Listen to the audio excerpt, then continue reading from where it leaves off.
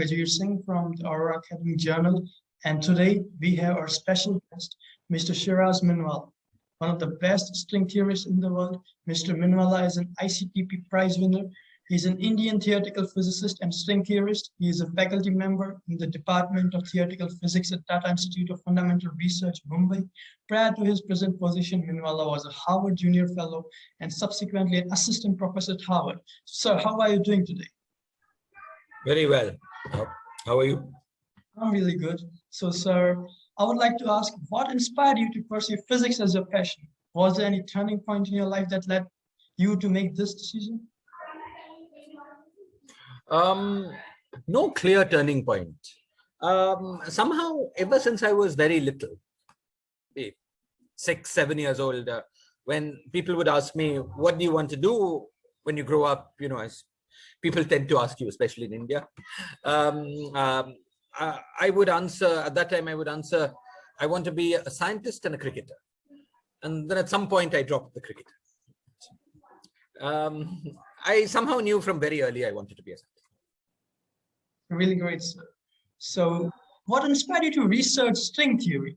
Like, was there any particular moment when you realized that researching string theory was your passion?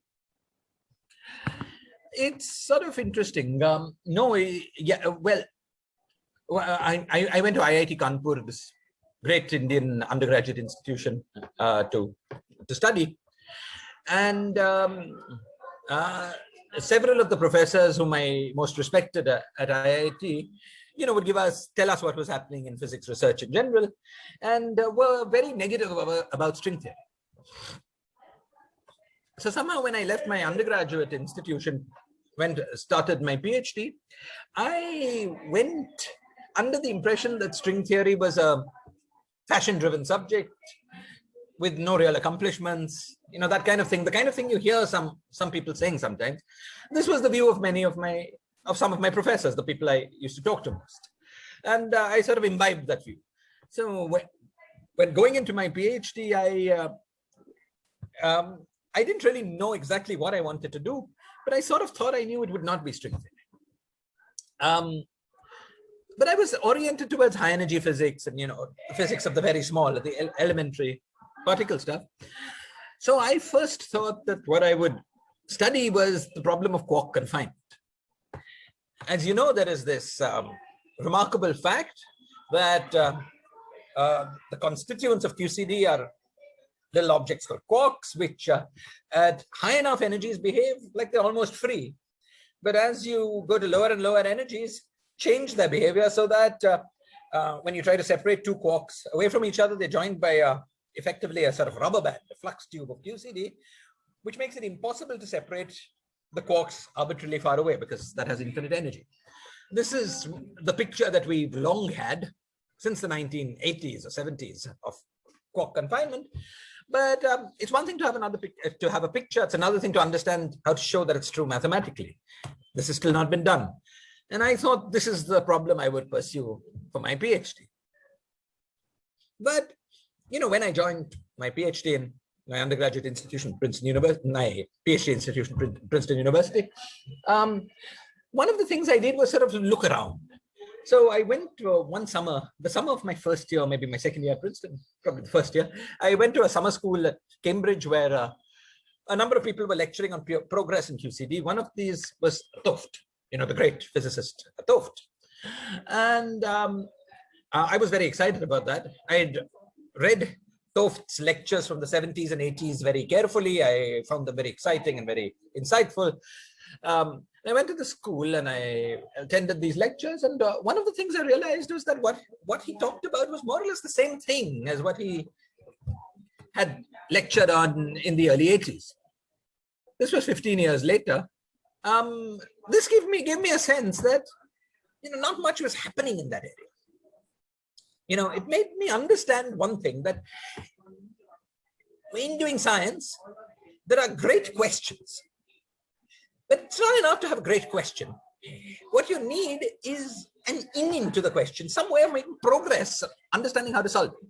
You know, so people who've been trying to understand quark confinement directly, you know, not using string theory, have more or less made no analytic progress in this question for 30 years.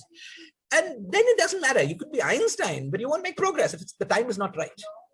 So this helped me realize that was not the problem I should be working on. Just because many smart people have been stuck for a long time without progress, and that's not a good place to be. So another thing, maybe this is more detailed than what you want, but let me say, there's another thing I looked at was I went to a conference, and again, one of these summers, on particle phenomenology. It was a meeting called SUSI something or the other. Every year they have a meeting called SUSI 21 or SUSI 22, that kind. So I went to one of these meetings, and there was a lot of excitement in the meeting. People were talking about a particular 4-jet event that had no explanation within the standard model, and we're treating it as a smoking gun for discovery of supersymmetry. And half of the speakers in the conference were talking about that or other small anomalies. 6 months later, all those anomalies had gone away. They were understood to be experimental artifacts or analysis artifacts. That somehow gave me the feeling of that was not what I wanted. I didn't want to do particle phenomenology because I somehow got the feeling I didn't want to do it. And then I started looking around looking around to see what people were doing, not philosophically, but in the details of what they were doing. What are they actually doing? How much progress are they making? That's when I started getting attracted towards string theory, because it was a field where there was a lot being understood and a lot of progress. So that's the story of a true scientist. That's what I can say. Like I've read great books about great scientists, and I can definitely say that your story is like one of the top ones. Like you went there, you researched, and you found out what you want to do, and you researched in your own field, and you specialized. And that's salute to you, sir. That's what I can say from your story. Like it's really inspiring from me too.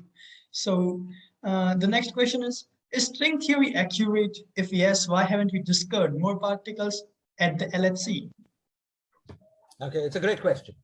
So what string theory is a formalism for making quantum theories of gravity. And in that sense, it's accurate, I believe, in the sense that it is a logically complete framework that incorporates within it both quantum mechanics and general relativity, and allows you to make mathematically and logically consistent theories of quantum gravity. So to that extent, string theory is a success. However, of course, this is a very limited notion of success, because it's one thing to make a logically consistent theory. It's another thing for that theory to describe the real world. And there is no evidence at the moment that the real world, the world in which we see, is described by string theory. We just don't know whether that's true or not. Even the question is not completely well posed, because there are many different vacua of string theory. And I suppose the question might be, is there any vacuum of string theory that describes the world that we see? And I think the honest answer to that question is we just don't know. So why haven't we seen extra particles at the LHC? That is not in itself, you see, presumably one can find string compactifications in which we don't see extra particles till much higher energies than LHC has probed. But I want to emphasize one thing. String theory, though what I'm going to say now is a little unfair, string theory is more formalism than a theory. A little bit like quantum mechanics. Quantum mechanics is a formalism. To get a theory within quantum mechanics, you need a specific Lagrangian. So quantum mechanics is formalism, and then the Lagrangian that describes the hydrogen atom gives you a theory of something particular. Now, though what I'm saying is a bit unfair, there is a sense in which string theory is like that. It's a formalism for building quantum theories of gravity. And then we need to know which particular string theory, which particular vacuum of string theory we want to study for the real world. So, there are not too many predictions, even if one does, even if it is true that there is a vacuum of string theory that describes the real world, as I hope is true, but as I emphasize, I just don't know whether that's true or not. Even if that is true, it would be hard to make general predictions from that statement, like expectation of new particles at LHC, until you knew which vacuum of string theory. And at the moment, we have no clue. So sorry, so the answer is, there's a great state of ignorance. That's a great answer. So now the next question is something that I personally wanted to ask, and a lot of my fellows, my colleagues, they also want to ask because we all are high school students here. So Yes. how will you explain string theory to a high school student? Okay. Yeah. So what I would say is this. Look, when people started trying to understand physics, we understood that there were these things that Newton called forces that led to attraction or repulsion between objects. And the first force that we understood in detail, that by we, I mean human beings, okay, that we understood in detail was the force of gravity. You know, this Newton himself wrote down this beautiful gravitational force law that within its validity regime completely captured the force of gravity. As time went on, we understood more and more such forces, the electromagnetic force and accompanying electromagnetic field.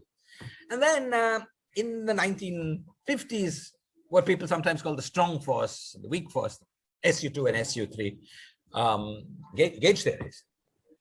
Okay, now gravity and electromagnetism were first discovered as classical theories.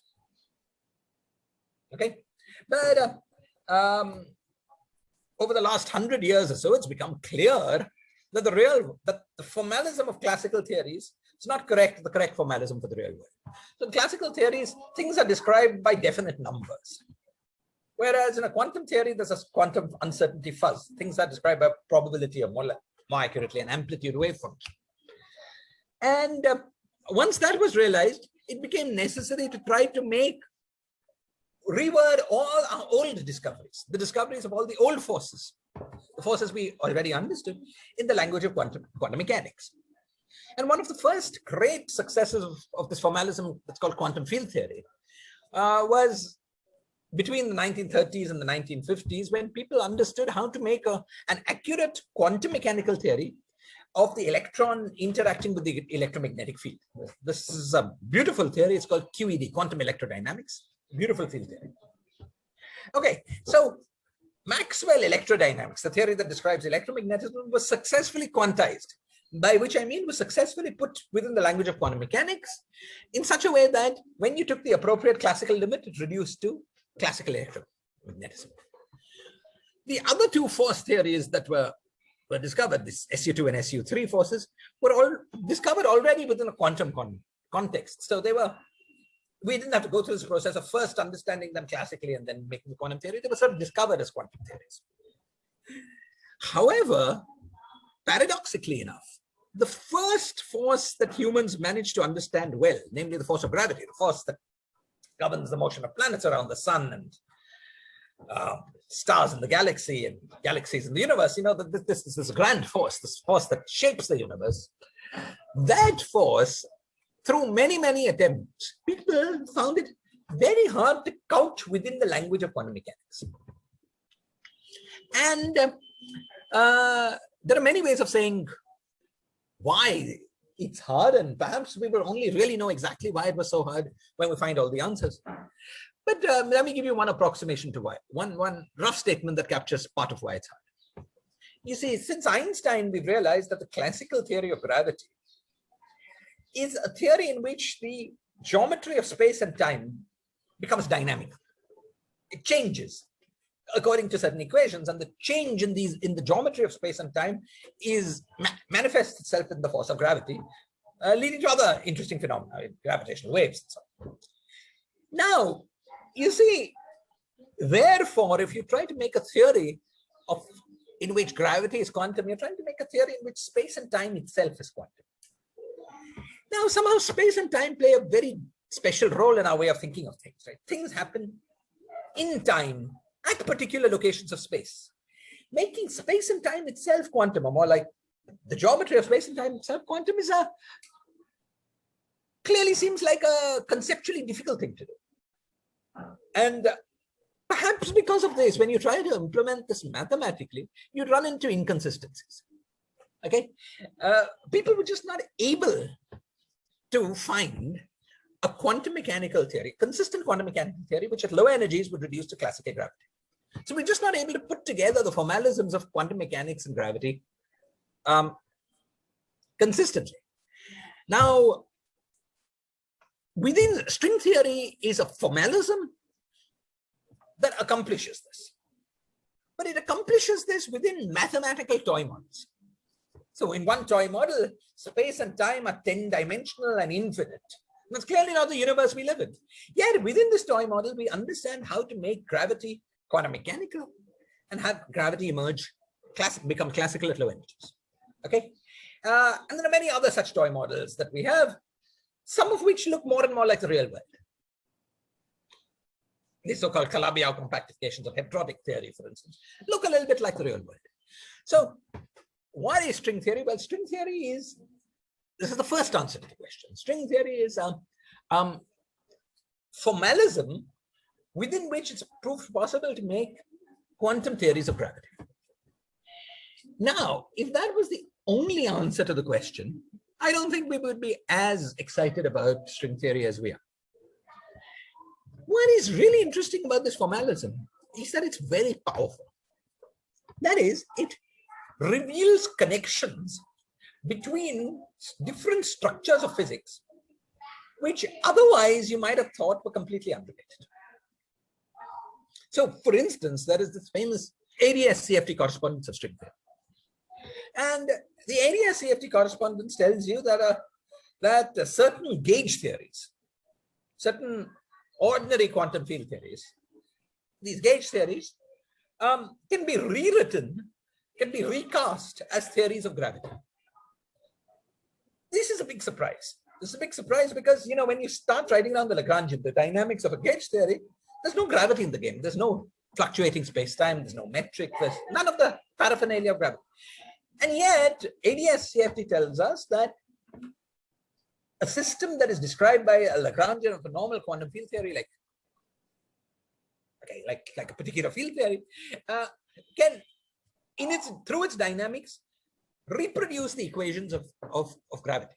So this somehow tells us that there is a connection, a deep connection between two completely different, theories of physics, or completely different formalisms almost of physics. One is the formalism of gravity, which Einstein invented in order to understand the motion of planets, to understand the dynamics of the universe. The other is gauge theory, which people invented in order to understand the structure of nuclei. And there is a deep connection between the two, which was not apparent to the people who were studying gravity and not apparent to the people who were studying gauge theory. And yet they connected. They connect in a very direct way. Sometimes the best way to answer a question about gauge theory is to do a calculation in gravity.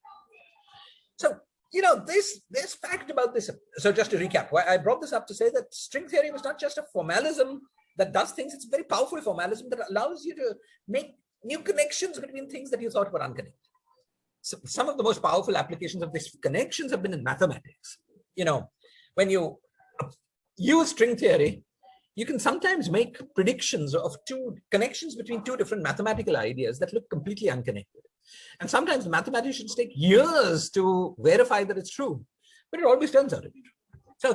So it's not just a formalism, it's a very powerful formalism that helps you find new connections, new relations, somehow unifies many ways of thinking. That's what I would say at first pass forward. Thank you, sir, for explaining string theory to all the high school students. And definitely, I understood it to the extent I could. And definitely, I could say that you are a master of your field, because as we all know, Einstein said once that if you can explain your theory, your knowledge to a 6-year-old, then only you can understand that yourself. And you successfully explained that to me. And I am sure that this will reach to all the high school students who will see this video. And sir, thank you for answering this question. So now we have some questions which some of our viewers asked. So, but the question is, now that we have definitely proven black holes exist by directly observing them, or rather observing their shadow, will we be able to prove that Hawking radiation exists in the near future? If yes, how? No, Hawking radiation, okay, directly measuring Hawking radiation from astrophysical black holes is basically impossible. You know, the typical size of a photon, let's say, that is emitted by Hawking radiation, the typical wavelength of that is roughly the size of the black hole. So if you take a black hole that has event horizon radius 10 kilometers, it would be emitting these photons that typically at whose wavelength are 10 kilometers. Firstly, these are very, very long wavelength photons. Secondly, it emits them at a very, very slow rate. Okay, so directly measuring Hawking radiation, I mean, we're far from, it's centuries away, if at all. Okay. The most likely thing, though, is that we will understand Hawking radiation better theoretically. Okay, and it could be that we will get such a convincing and coherent understanding of Hawking radiation that we will have basically no doubt that it exists well before we are able to measure it. That I think is much more likely. Yeah, that I think is how things will go. Thank you, sir. Also, there's a question. What are your opinions regarding the multiverse theory? Yeah. You know, the multiverse theory is very interesting. Let me give you 2 minutes about what it is. Okay, I mean, there are many versions of it. Okay, there are many versions of it, but I'll tell you what I find the most interesting version. As you know, there is a good deal of evidence that our universe underwent exponential expansion in 2 phases of its history.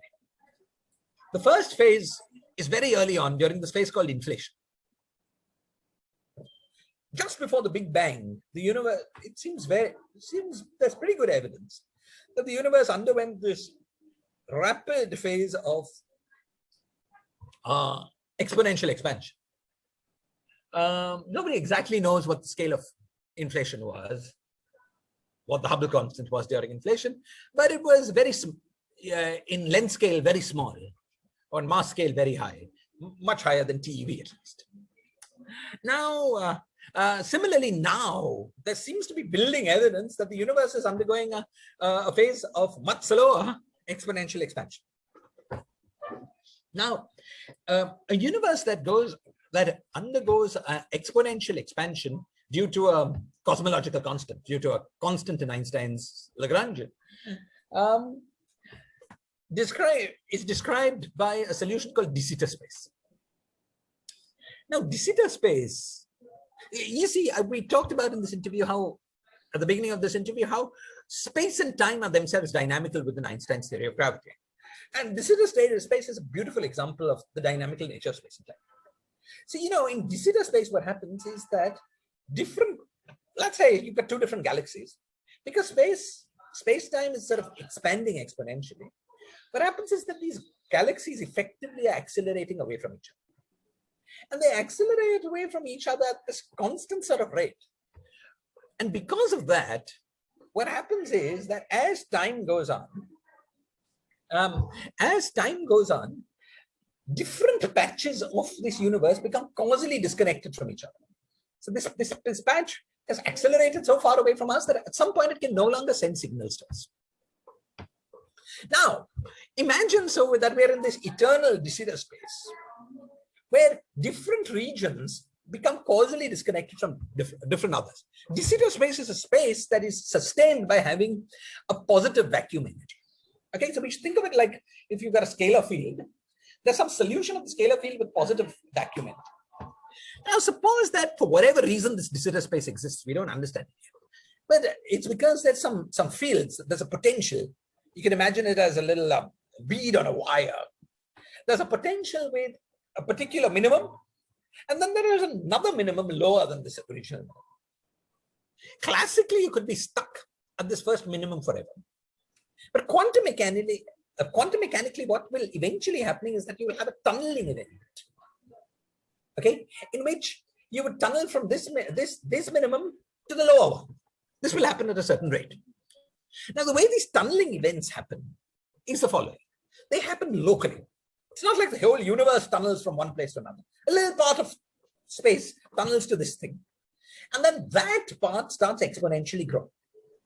But because of the causally disconnected nature of de Sitter space, because one part of de Sitter is causally disconnected from another, if a tunneling event happens here we don't even see it. We don't know that that's happened. Okay, so what could happen is that if we start in de Sitter space, then this tunneling event happens, and we've got a little new bubble forms with its own exponential expansion. And that's its own universe. Okay, somewhere else in our universe or somewhere else in this little bubble, another tunneling event happens, maybe to another minimum of this potential.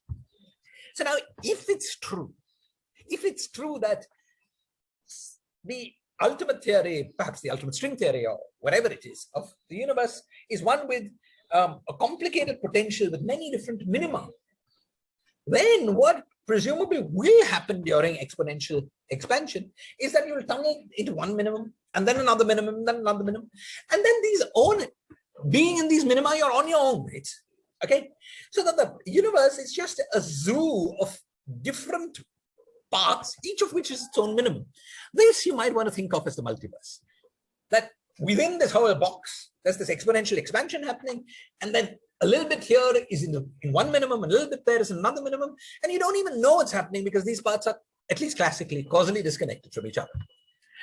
This is the idea of the multiverse. Now, of course, it's a pure speculation. That the universe that we live in is like this is pure speculation. However, there is a coherent theoretical framework, namely one in which you've got a potential with many minima coupled to gravity. It's not an unlikely theoretical framework, so it might well be true. However, it's at that level, right? It's just pure speculation that makes sense within a theoretical framework. And we don't know whether that is the theoretical framework, that is the situation that underlies our universe. We don't know at all, so everything is pure speculation.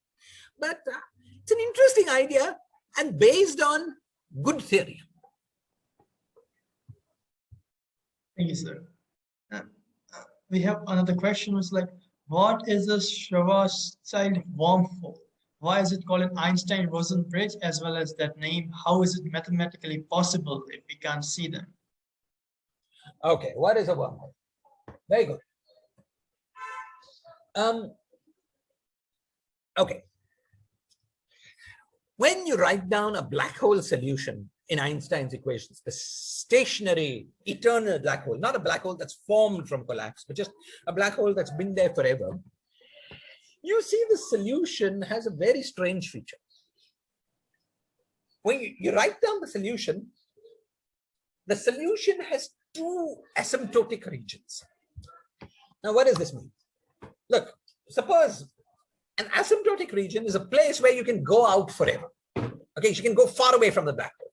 We can go far away, into. So say I've got the solution. The solution has this nature. I've got the solution here, and then I can move far away from it and go to some distant galaxy or distant planet or something like that in this direction. But if you look at the full space-time that's described by the solution, if you traced, this is an experiment you cannot actually do, but if you walk into the black hole and traverse through it in a way that no real particle could, but just mathematically traverse through it, you can emerge outside into a second universe. A second universe with its own asymptotic region. Okay, this is a solution of Einstein's equations. It has one asymptotic region, another asymptotic region connected with the black hole. These two things are connected in the sense that you can draw a line going from one to the other, but there are laws for what actual particles can do. They have to follow what are called time-like trajectories. And no time-like trajectory actually goes from one universe to the other. It in the solution I'm talking about. Okay, that's fact number one. Now, fact number two is the following. If you take black holes that are formed by collapse, they don't have the second asymptotic region. The black holes are formed by collapse from, let's say, a star in one asymptotic region. They are solutions without the second asymptotic region. Okay, fact number three, however, is that it is possible to form black holes by what is called a tunneling process in certain situations. At least it's theoretically possible to form these. There's no evidence that's ever happened in our universe, but it's possible to form these black holes by a tunneling process in which you create a pair of black holes. You know, one, let's say, positively charged black hole that's here, another negatively charged black hole. Actually, it's most easy to do this with magnetically charged black holes, but it doesn't matter. The difference, it doesn't matter. And then when you look at this black hole that's been pair created, you see that, and this is all in one universe. But when you look at this black hole, you see that the solution is very interesting. These two black holes can be very far away. In fact, if the magnetic field that leads to pair creation is very small, they're very far away. But this black hole, for this black hole, if you enter this black hole and then you sort of try to come out, you can come out of the black hole at the other end and emerge very far away.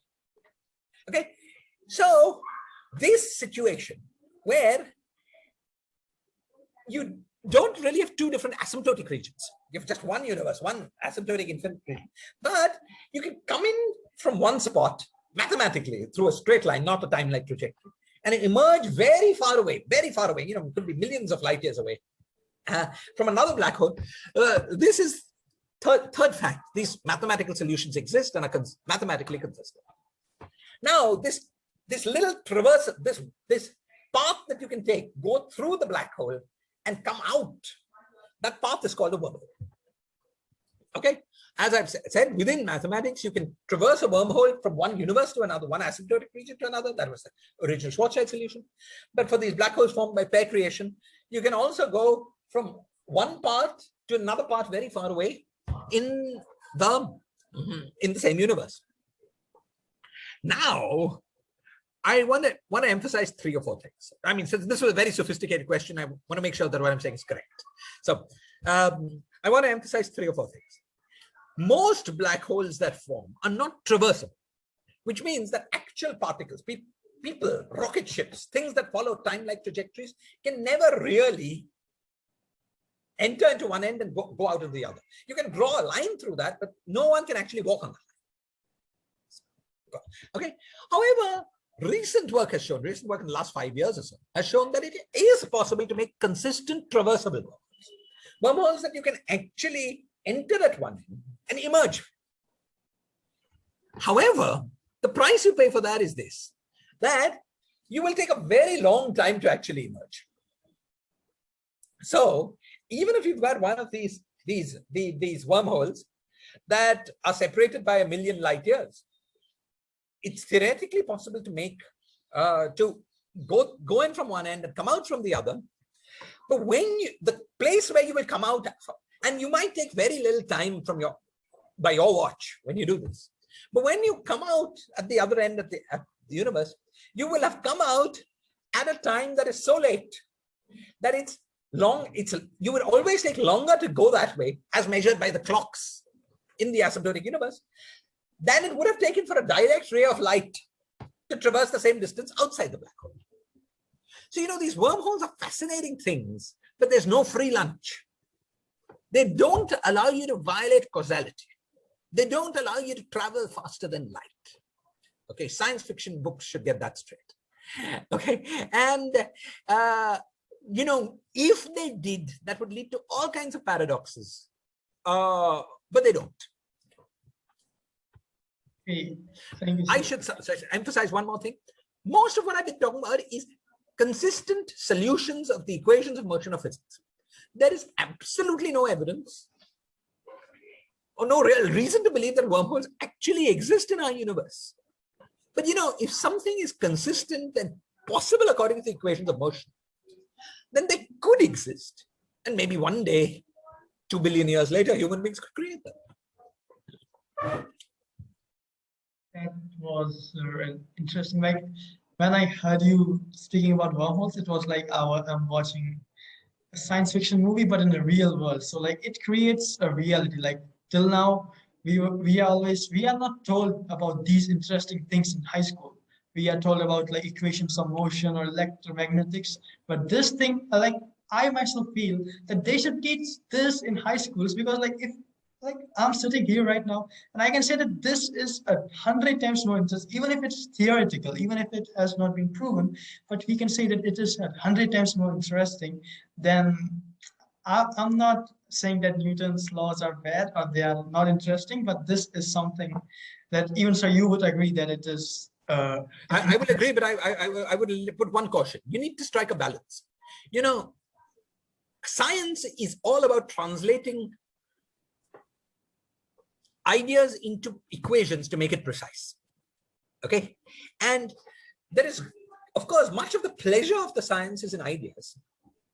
But that pleasure is coupled with the fact that it's extremely precise and falsifiable, accurate, that kind of thing. And that happens through translating science through mathematics. So part of what they're trying to do in school is helping you take ideas and put them into mathematics. So that is a necessary element of science. But I agree that excitement and ideas are also a necessary part, and there should be more exposure. So, sir, there is one more question from one of our students that why can't we reach absolute zero? What would happen to the universe if we did reach absolute zero? Well, why can't we reach absolute zero? It's just harder and harder and harder to extract that last bit of energy. Now, is it clear?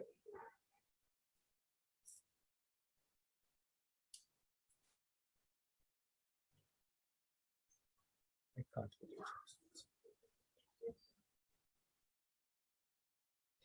We reach pretty near to absolute zero. In low temperature labs, people go down to small fractions of a Kelvin. Why can't we reach absolute zero? Well, I suppose that the point is that we can never do anything absolute zero, but absolute zero would be, it depends on how absolute you want that. Absolute zero would be to be exactly in the ground state of a system. And to be exactly in the ground state, just the fact that you've got an experimental apparatus around you will probably make that impossible. Perhaps the answer to your question would be this. Perhaps one could try to quantify how much energy it would take to lower the temperature from, I suppose this is the kind of thing that I would find interesting. I don't know the answer, but probably somebody good at thermodynamics would know it. But you could try to quantify how hard it is by quantifying how much energy it need to pump in or something like that. To take something that is at temperature T1 and lower it by a factor of 2 and keep doing that. I suspect that you would have to work harder and harder and harder and harder. And so that if you integrate up that energy, that would take to actually reach absolute zero would take an infinite amount of resource. I'm not sure of the answer to this question. I suspect that's how it would go. Sir. We have one more question. That's how can massless particles exist? How can massless particles exist? Well, they do exist. Now, maybe the motivation behind this question is possibly the following. If you are a massive particle and you want to start traveling at the speed of light, and you start going nearer and nearer to the speed of light, you develop more and more energy. So there is this famous formula that tells you that the energy of a particle of mass m is mc squared divided by square root of 1 minus v squared by c squared. And so as v goes nearer and nearer to c, if m was non-zero, this energy would go to infinity. Okay, and all kinds of funny things happen to time-like observers when they go nearer and nearer to the speed of light. Time dilation becomes infinitely slow, and so on. However, maybe one way of trying to understand how this is possible is as follows. Suppose you took this formula, mc squared divided by square root of 1 minus v squared by c squared. And then you take the limit. You take v going to c, but in a way that is coordinated with taking the limit m going to 0. Okay, so let the deviation between v and c be proportional to the mass. So as you take v to be nearer and nearer to c, you also take m to be smaller and smaller. Then when you do that, you will find that this limit mc squared divided by square root of 1 minus v squared by c squared will have a finite answer. So that's one way of thinking of massless particles.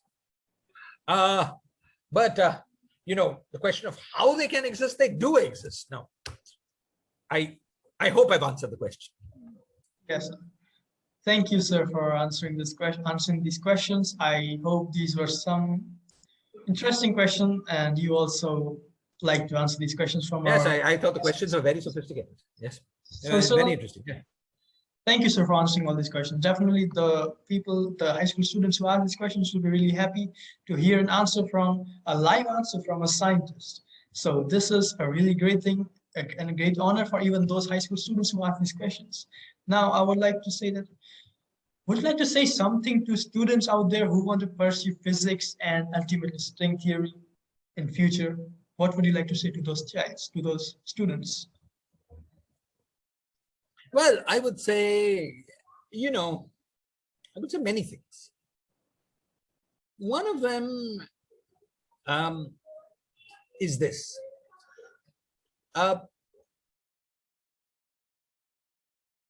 When I look around me and I look at people do all kinds of jobs, right?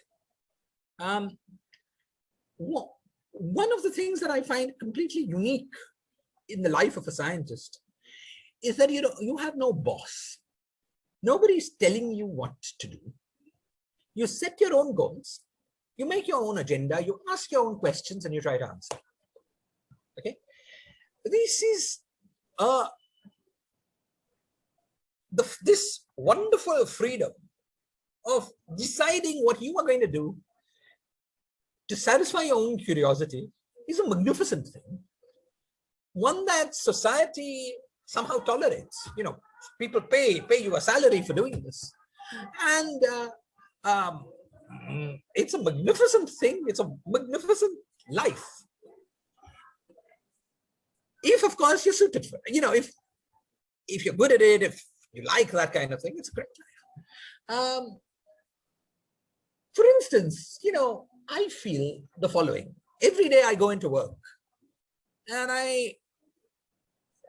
on days in which most days I come back home thinking, I've learned something new, something I didn't know yesterday. And some days I come back home thinking, I've learned something new that nobody in the world knew before.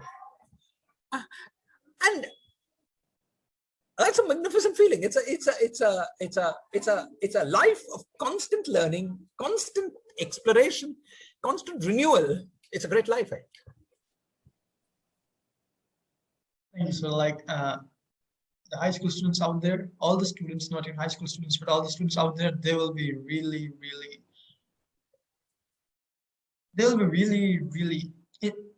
what can I say? I don't even have words to say this. They'll be really interested to pursue string theory and astrophysics and quantum mechanics after listening to this interview. They'll be really interested, and they'll be like, this is something that even motivated me. And this will definitely motivate all the high school students out there. So, sir, thank you for joining us. Thank you so much. Thank you for thinking of me. And sorry I delayed the interview. I wasn't able to come yesterday. Thank you for being so patient. Thank you, sir. Bye.